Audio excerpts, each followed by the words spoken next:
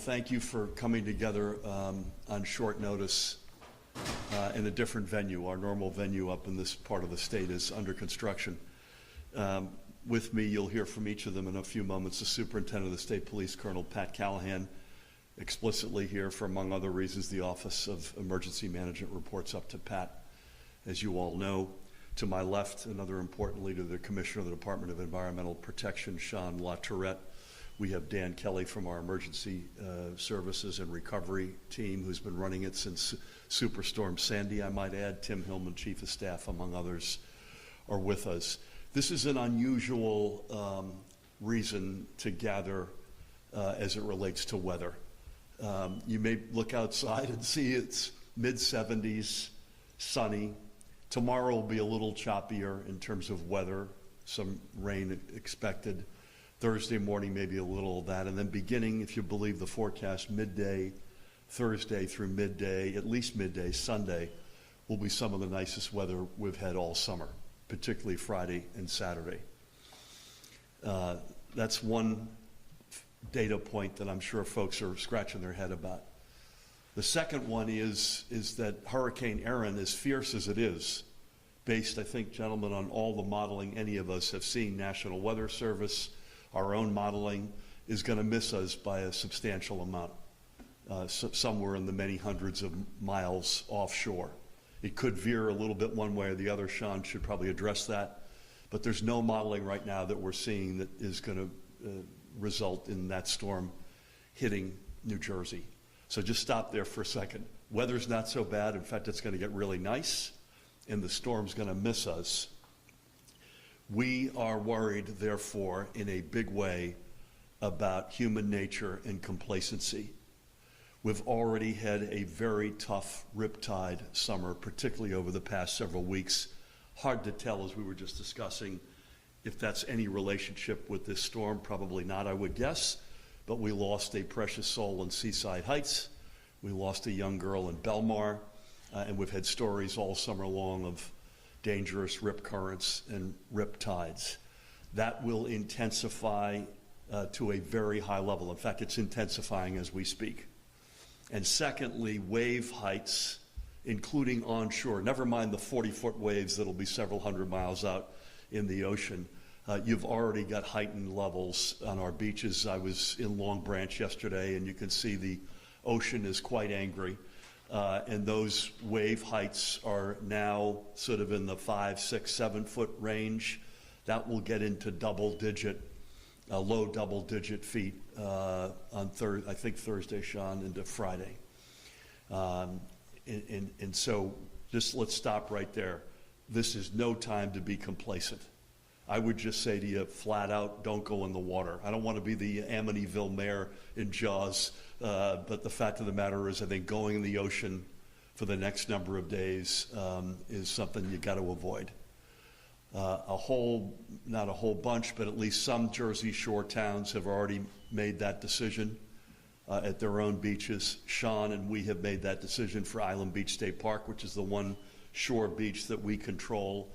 There's nobody's allowed to go in the water.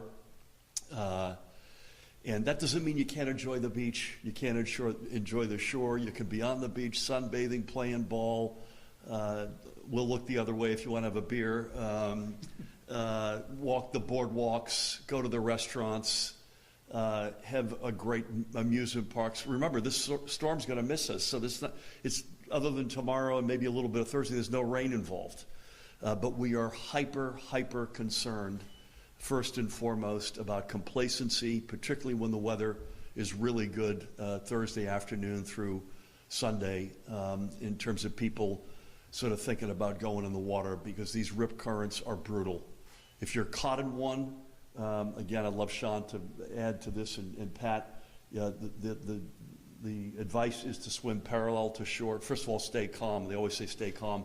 Like when you get when a bear shows up on your back porch, easier said than done. But in this case, try to stay calm and swim parallel to shore until the current sort of subsides, and then come in on a perpendicular to the shore.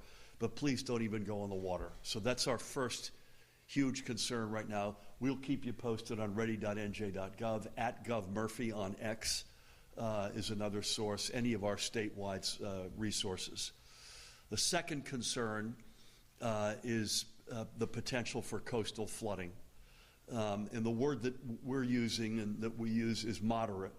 Moderate does not mean a little. This means a potential for significant coastal flooding. There's a moment, I think it's Thursday night, guys, where the high tide will coincide with the high waves and the intensity of the impact of this storm. That's a particular period of concern, Thursday night into Friday. Sean will remind us that this also means potential flooding for the tidal rivers inland. But I think most of the focus or concern right now is on coastal flooding. So those are the double-headed reasons why we wanted to speak with you this morning. Again, ready.nj.gov, number one. Number two, just don't go in the water.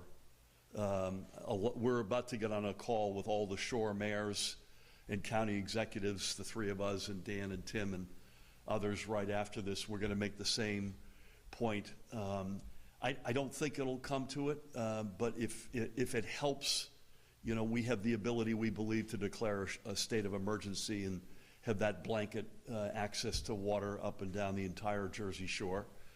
I think we're seeing a lot of really responsible mayors take steps already. You've already seen some of that, Wildwood, Atlantic City, Seaside Heights, to pick three that have taken steps. But folks, please, please, please take this seriously. Particularly push back on complacency, on the human nature of, gosh, it's beautiful outside, let's sneak a quick dip in the water. This is not the week to do that. And if things change, particularly if they change for the better, we'll be the first folks to raise our hand and say, you know what, this was not as bad as we thought, and you should feel good. All the shore towns are really good, and I know Island Beach is really good with the flags and the red, the yellow, the green. You got a lot of red flags up this week. Again, that doesn't mean you can't have fun on the shore. This is one of the biggest weeks of the summer, but we cannot lose any more precious souls, and obviously we need to anticipate what could be meaningful flooding on the back end of this. Deep thanks for coming out. I'm going to ask Colonel Pat Callahan to say a few words, and Commissioner Sean LaTourette, and the three of us, with the help from Dan and Tim and others, will answer any questions you have. Colonel, come on down. Thanks, Governor. And I'll just echo some of the Governor's remarks with regards to complacency.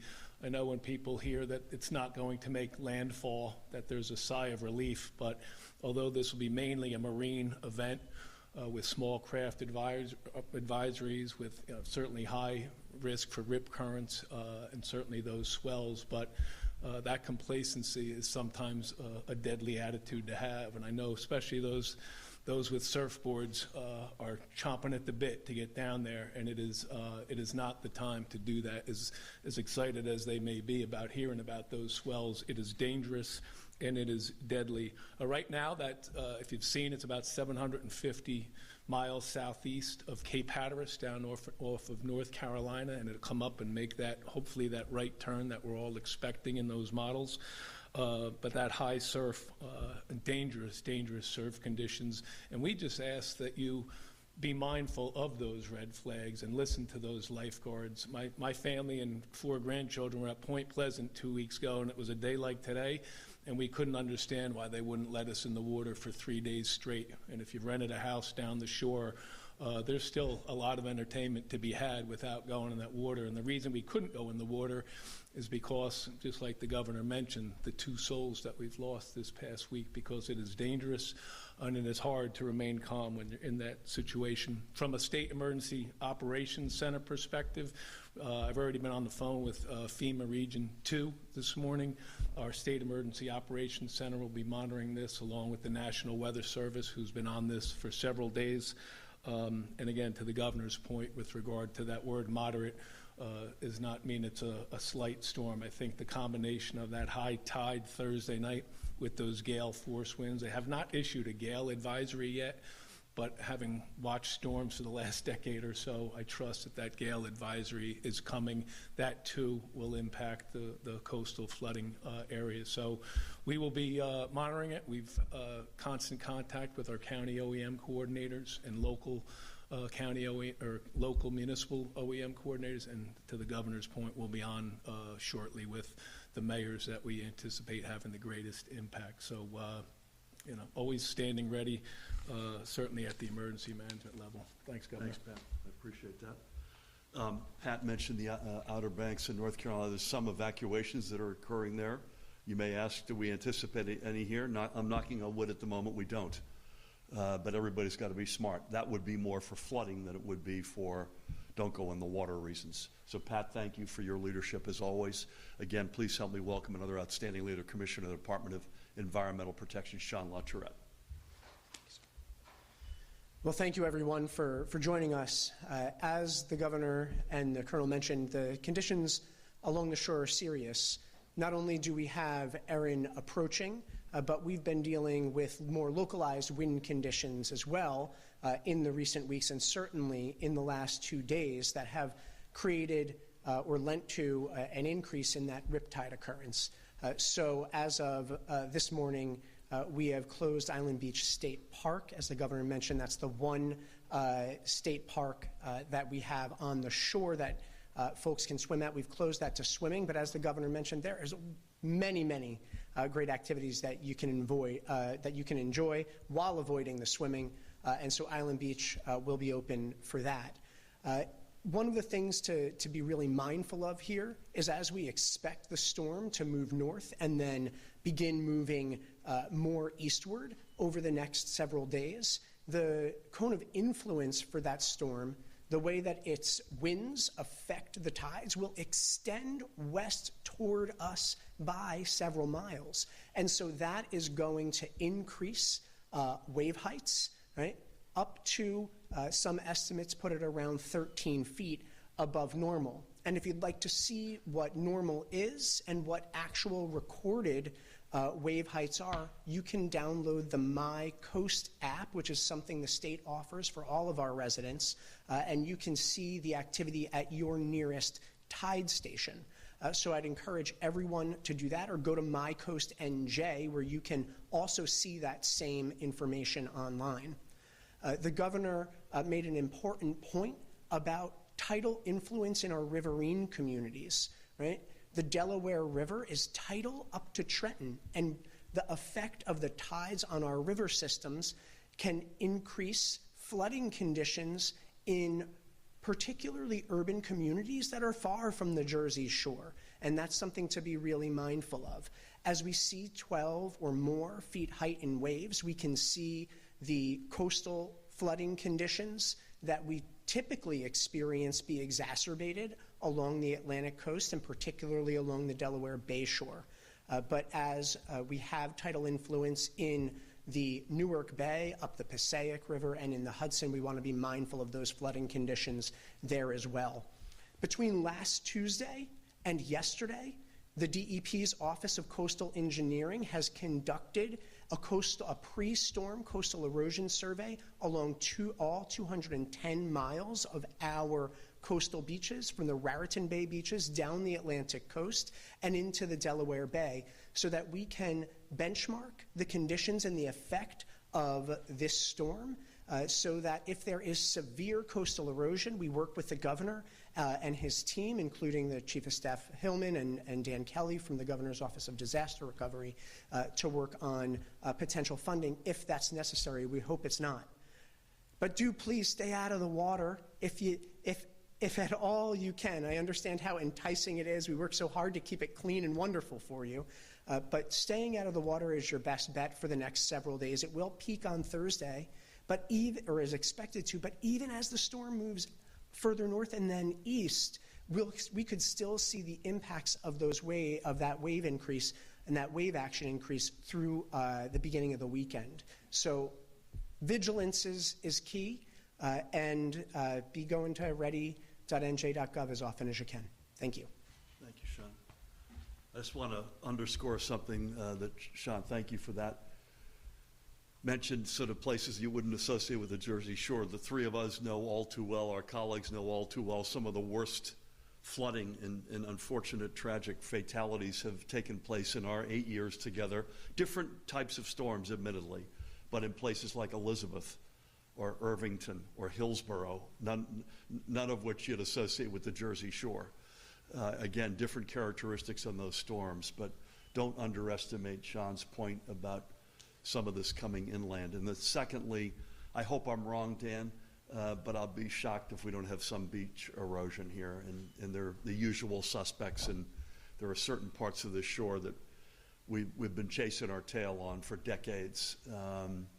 Not too far from Island Beach just north of that, Ortley Beach, Bay Head, down south in the Wildwoods would be two areas that are perennially challenges that we try to work with the feds and the local communities to do our best to push back on that.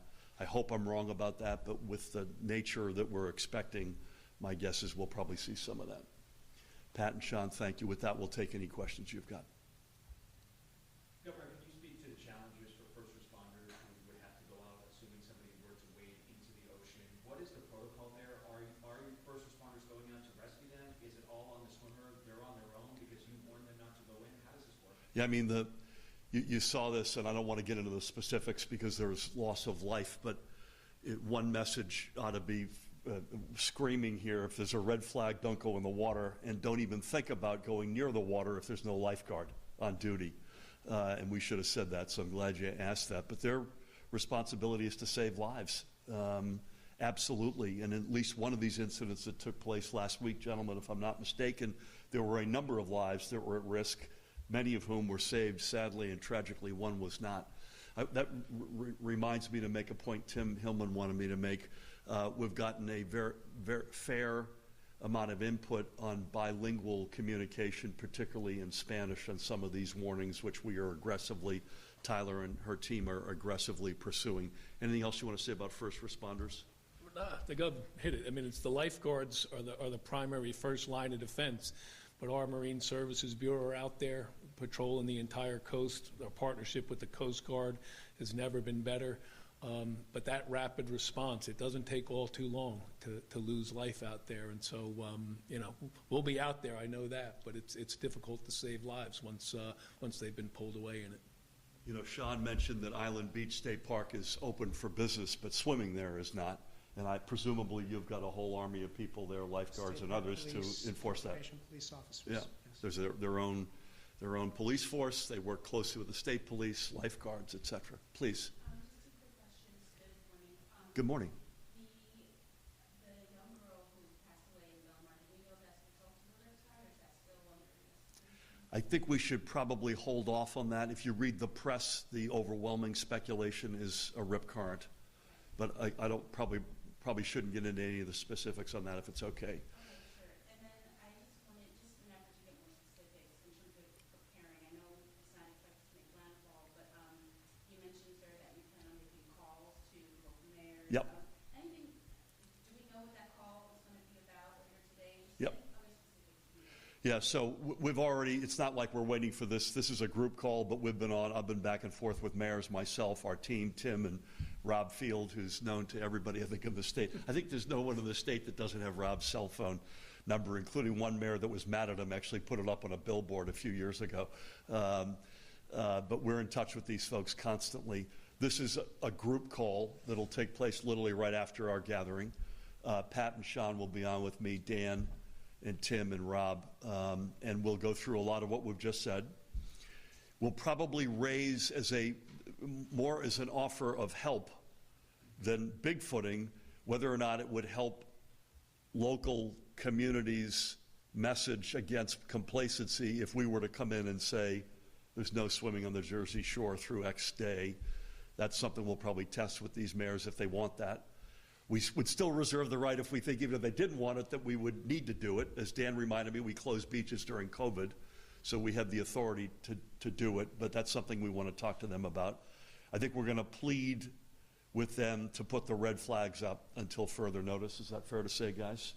And to make sure their messaging is amplified by us, and that they can amplify our messaging as well, including you can still have a great time on the shore this week. Lots of pools. Again, it's a weird dynamic, admittedly. You're not going to have thunder, lightning. You might have a little rain tomorrow, a little bit into Thursday morning, but this is largely a good weather week. So there's really no restriction other than swimming in the ocean in terms of what you can do, and that's a message we want to make sure people get out. This is one of the biggest weeks of the summer. Thank you. Sir. Governor, recently we had the opportunity to go to the beaches. Right now, you know, when I'm with, we're thinking about what we're expecting or what needs to happen in order that we close the beaches. I think most of this, you should expect, I think most of this will be done at the community level. You're starting to see the dominoes fall. We've got up and down the shore, whether it's county executives or shore mayors, an incredibly responsible group of leaders who we've worked with now for 8 years through thick and thin, including bad storms and COVID, to pick two examples. So I personally am optimistic that the right decisions will get made locally, and you're starting to see that as we speak. You saw Tony Vaz in Seaside Heights, for instance, very aggressively responding to the tragedy there. You've seen Wildwood, Atlantic City, I think now Asbury Park, Island Beach State Park. I hope that folks would look to us in terms of, at least to some extent, a role model on decisions on this. Sean, with our support, has made the decision to ban swimming at Island Beach State Park, which is our big exposure on the shore. That's a 10-mile stretch of beach, gorgeous, by the way. Voted a few years ago #1 state park in America. Had to get that in. So I would hope that, but if we think that in particular the shore mayors and county executives need help in amplifying and sort of strengthening the message that they're trying to deliver locally, we're open to helping them in any way we can, including a blanket step. Right now, my gut tells me we won't need to do that, but that's something that we at least have it on the table as an option. And Governor, just to be clear, the timeline that's most concerning is Thursday night into Friday. Is that You guys should come in on this. Yeah, sure. Although it's right now in terms of rip current. Okay. So. Yeah, so the rip currents have been increasing in recent days, and we've had an experience growing over the last several weeks with rip currents in New Jersey or off our coast. As the storm makes its way, it's closest to or closest to us on that Thursday. So the effects are expected to be, the precipice at that point, right? But even as it moves further away from us, right, because it's going like this, right? It's making a bend. Even as it moves further away from us, the winds will still affect us. And so you can expect these conditions likely into at least the early part of the weekend. The other thing that I think is worth repeating is what Pat mentioned. I think we all mentioned there's a particular moment that we're expecting Thursday evening with the combination of high tide, highest level of swells in terms of the flooding risk. So put aside the personal safety risk, which is acute. That's when we are most concerned about the potential for flooding. Again, ready.nj.gov. Please, folks, I'm begging you, take this seriously. Enjoy the shore, enjoy this beautiful weather, but stay out of the water. Thank you all. Thanks, man.